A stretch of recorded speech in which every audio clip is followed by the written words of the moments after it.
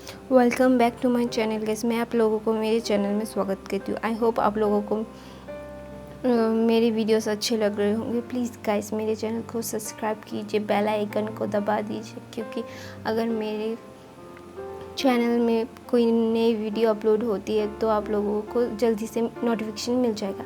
और मैंने फेसबुक का एक पेज का लिंक दिया है, आप लोग प्लीज़ उससे भी जाके फॉलो कीजिए। अगर कुछ हो जाता है मेरे चैनल को तो मैं वहाँ पे जाके आप लोग मेरी स्टोरी सुन सकते हैं। मैंने वहाँ पे भी अपलोड की है गाइस। तो मैं अभी आई एम बैक का 7 पार्ट आप लोगों को बताने वाली हूँ।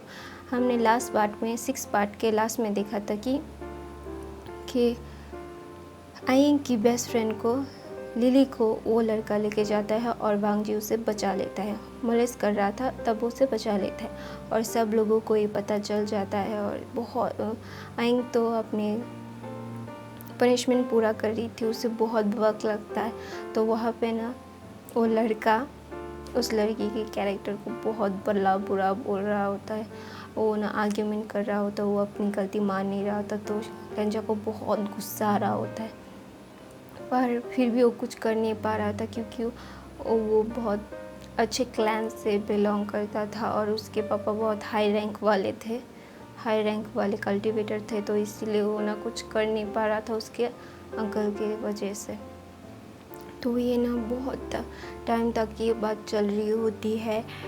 उस लड़की के कैरेक्टर पे वो लड़का उंगली उठाता है, क्योंकि वो बोलता है कि इस लड़की ने मुझे पहले बुलाया था, अब वो नखरे कर रहे थे, इसीलिए तो ये सब बोलते रहते हैं। तो यहाँ पर मेंगियाओ का बेटा भी उसके दोस्त के साथ देता है और बोलता है हाँ ये लड़की ऐसी है वैसी है, उसके साथ बहुत बुरा होता है। फिर ना वांग जी बोलना चाहता था, लैंग शीचन बोलने नहीं देते, क्योंकि उसके क्लैन के साथ उसके बहुत अच्छे संबंध थे और ये लड़की ज़्यादा मैटर नहीं करती थी। वो ज़्यादा हाई रैंक वाले बच्चा नहीं था, वो हाई रैंक वाले कल्टीवेटर के बच्चे नहीं थे, बच्ची नहीं थी। तो इसलिए ना तो ज़्यादा ध्यान नहीं देते। लैंग शीचन भी कुछ बोलना चाहते, लेकिन उसके अंकल की वजह उससे बोल नहीं पाते। फिर लेंजा को जब उसे बचाया तो उसका एक अलग पॉइंट ऑफ व्यू दिखाया गया था कि जब लेंजा आए तब मतलब लांगवंजी आए तब वो लड़की नखरे करने लगी, तब वो लड़की चिल्लाने लगी। इसलिए वो उस लड़की को मतलब उस लड़की पे ही सारा ब्लेम आ जाता है और उस लड़की को पनिशमेंट मतलब सारे सबूत उस लड़की के खिलाफ हो जाते हैं। तो इसलिए ना वो बोल रही थी कि मैंने कुछ नहीं किया, मैंने मना किया था, मैंने नहीं किया। वो लड़की वैसे ही ड्रामा में थी, उसके साथ ऐसा करना चाहते थे वो सब। तो उस लड़की ऐसी ड्रामा में थी, फिर भी उस लड़की पे ही ब्लेम कर रहे थे। तो वो लड़की ना बहुत ह्यूमिलेट हो जाती है और बोलती है कि मैंने नहीं किया, वो बैक कर रही थी। फिर सब लोगों के क्लैन को बुलाया जाता है, क्लैन लीडर्स को, मतलब उस लड़के के पिता को बुलाया जाता है। तो उस लड़के के पिता भी उस लड़की की उसके बेटे का ही साथ देंगे ऑब्वियसली। तो सब कुछ ना उस लड़की के खिलाफ था। तो ना लैंग शीचन ने मतलब लैंड कुरन ने आयिंग को बहुत बार लिखने की दिया था। तो उसे 2 दिन तक उसे लिखना ही पड़ता, इतना बड़ा मतलब इतने बार उसे लैंड रूल्स लिखने थे कि उसे 2 दिन लगते उस लैंड रूल्स को लिखने में। तो वो ना लिख रही थी, तो वहाँ पे ही रहती है और उसकी दोस्त भी वहाँ ही रहती है, क्योंकि उसकी उसने जिसको जगह दी थी वो उसके पास आ जाती है और उसका ध्यान रखती है, उसे खाना खिलाती है, वो सब करती है जिसका उसका काम था। तो वो करती रहती है। फिर उसे 2 दिन लगते हैं और जिस दिन उसे आयिंग को पनिशमेंट मिली थी उसी दिन ये हुआ था उस लड़की के साथ। तो उसके पेरेंट्स को भी बुलाया जाता है, लड़की के पेरेंट्स को भी बुलाया जाता है, जिंजा को भी बुलाया जाता है, क्योंकि वो क्लैन लीडर है। तो वो ना अपने क्लैन को ही प्रोटेक्ट कर रहा था जिंचा, तो वो ना ये सब हो रहा होता है। तो फिर ना I am sorry guys my voice. तो फिर ना वो सारे सबूत लड़की के खिलाफ होते हैं, सब उस लड़की को ही ब्लेम कर रहे होते हैं। तो ब्लेम करते करते ना एक दिन बीत जाता है और सब लोग आते हैं, फिर उस लड़की पे ऊपर और ज़्यादा ब्लेमिंग्स होने लगते हैं। और फिर ना ऐसा करके उस लड़की को ही मतलब दोष दिया जाता है और उसी लड़की को ही सज़ा मिल रही होती है। तो उस लड़की को ना लैंड क्लैन के रूल के हिसाब से नहीं, उस लड़की के क्लैन के रूल के हिसाब से सज़ा मिलनी चाहिए, क्योंकि उस लड़के की मतलब सम्मान हानि हुई है, इसलिए हाँ, तो इसीलिए तो फिर ना वो उस लड़की को ना बहुत बड़ी सज़ा सुनाते, बहुत से कोड़े मारे जाते हैं और बहुत कुछ ह्यूमिलिएशन उसे दिया जाता है। और इसी जब फिर ये सब होता है, जब उसके माने चरित्र पे उंगली उठती है, बहुत से बातें बोलती हैं, तो ना इसी बात पे फिर 2 दिन बाद उसकी सज़ा मतलब उसे सज़ा दी जाएगी, उसे कोड़े मारे जाएंगे। और ये फिर ना 2 दिन बाद आइन की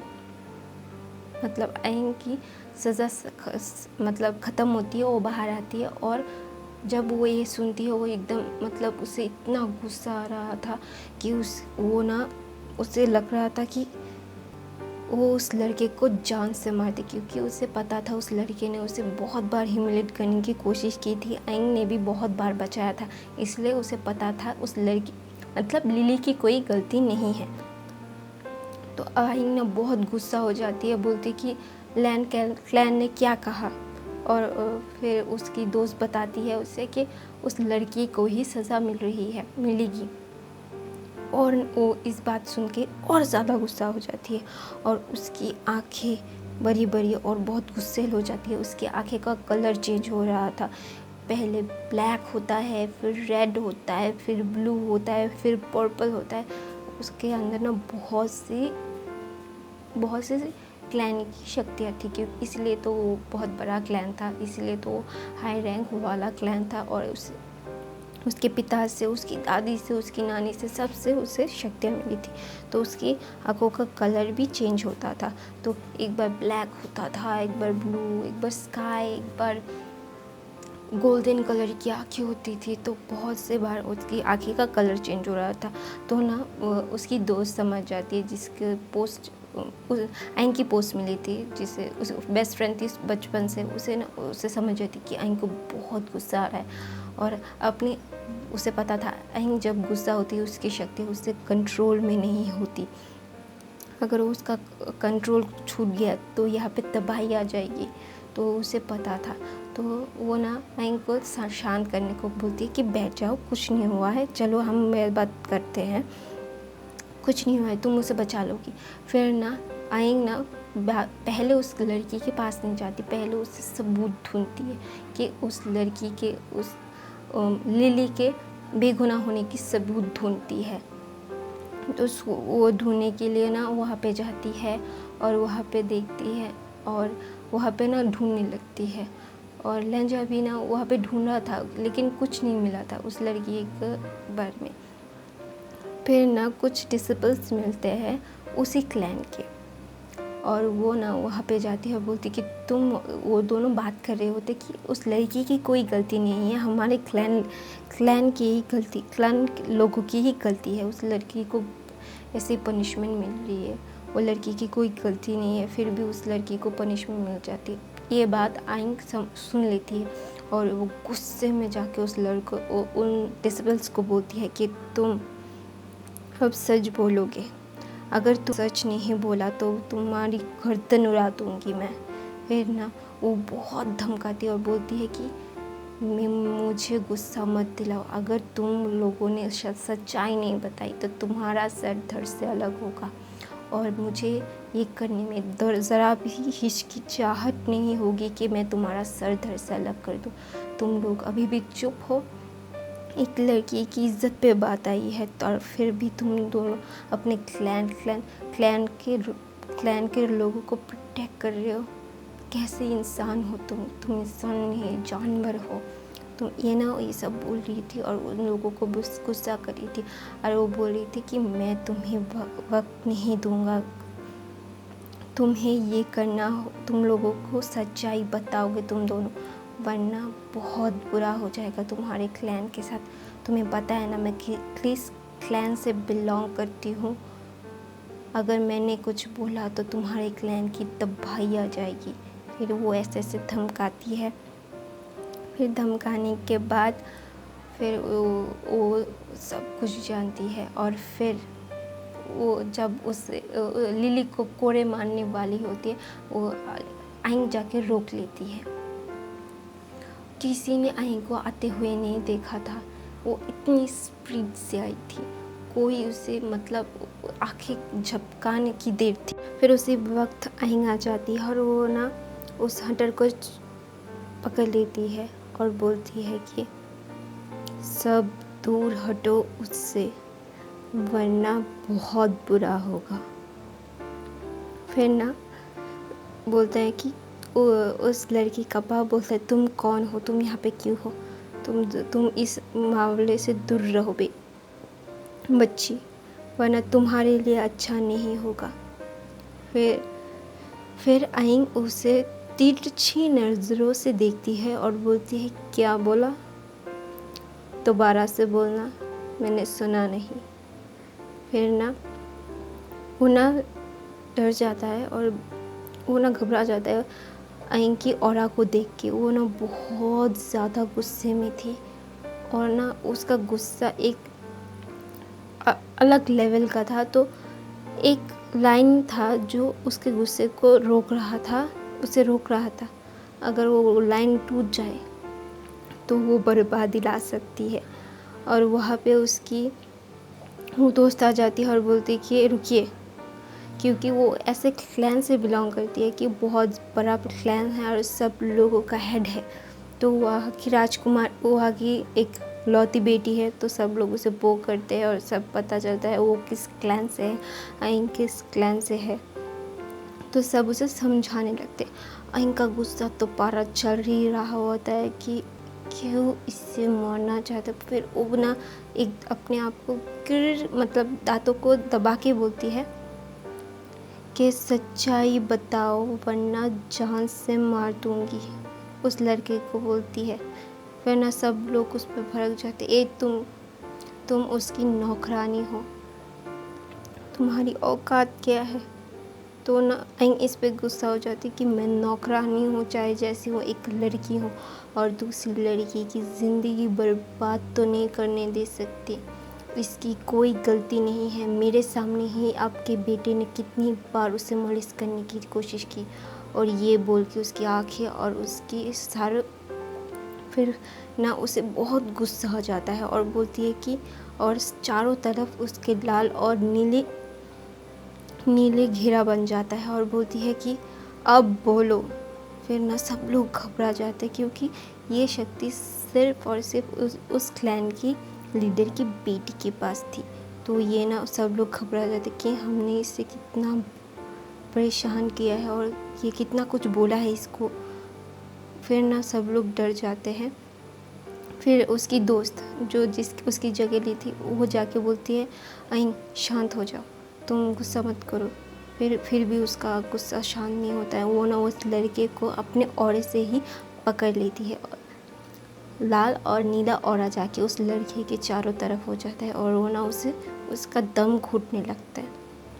उसके पास इतनी पावर थी गाइस, तो इसलिए ना वो जाके उस औरे से ही उसका गला घोट रही थी। उसके साथ वो लड़का सांस नहीं ले पा रहा था।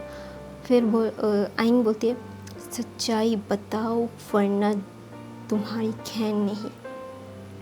फिर वो लड़के को बोलता है मैं बता रहा हूँ। फिर वो लड़का बताता है और वो लड़का तब भी ना अपना हार स्वीकार नहीं कर रहा था। वो ना वो लिली को बहुत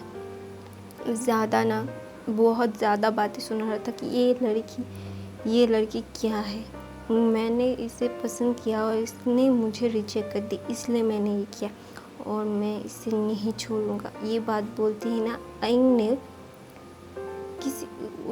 वो ना सब लोगों का मतलब वो कंट्रोल कर सकती थी सबकी शक्तियाँ। तो किसी का मतलब लैंजन का अपने औरे से अब उसका स्वर था उसे खोला और उस लड़की की गर्दन उड़ा दी, गाइस उसे मार डाला।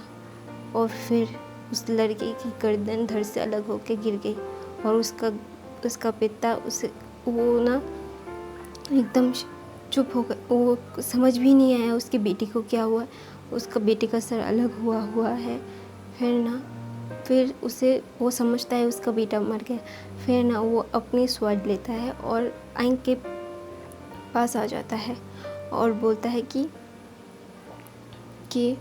तुमने मेरे बेटे को मार डाला, मैं तुम्हें मार डालूँगा। तुम सिर्फ एक नौकरानी हो उसकी, तुम्हारी क्या औकात है। फिर जब उसे मारने के लिए लिया तो फिर ना कहीं दूर से एक और आया, फिर उसको मार दिया, उस लड़के के पिता को मार दिया। फिर ना सब लोग समझ नहीं आया कि आइन को समझ आ गया कि क्या हुआ है। तो फिर ना सब लोग ना चौकन्ने हो गए कि कोई और भी यहाँ पे। फिर ना सब लोग आइन के ऊपर तलवार लटका रही थी। फिर उसकी दोस्त बोलती है अपनी तलवार नीचे रखिए। कोई भी नहीं सुन रहा था। लैंजन भी बोल रहा था तलवार नीचे रखिए। फिर ना कोई नहीं सुन रहा था। उस क्लैन के लोगों ने नहीं सुना। फिर वो ना आइन के ऊपर अटैक करने के लिए आ गए। फिर से एक और आया, फिर सबको मतलब मेज पे बिछा दिया, सब लोग गिर गए। फिर ना वो कोई समझ नहीं आ रहा था वो ओरा कहाँ से आ रहा था। फिर आइन ने तो नहीं भेजा था, उसका ऑरा ख़त्म हो गया, मतलब उसका गुस्सा शांत हो गया क्योंकि उस लड़की को उसने मार दिया। तो इसलिए फिर ये ऑरा कहाँ से आया फिर हम लोग 8 पार्ट में बताएंगे। गाइस आई होप आप लोगों को अच्छा लगा होगा ये स्टोरी। आप लोग सब्सक्राइब करेंगे, लाइक करेंगे, शेयर भी करेंगे और मेरे चैनल को सब्सक्राइब कीजिए। आई होप आप लोगों को अच्छा लगा। आप लोग भी अच्छे रहिए, स्वस्थ रहिए। I hope guys, I love you all. मैं और एक नए स्टोरीज आप लोगों को सुनाऊंगी। Please guys subscribe my channel. I love you all, bye.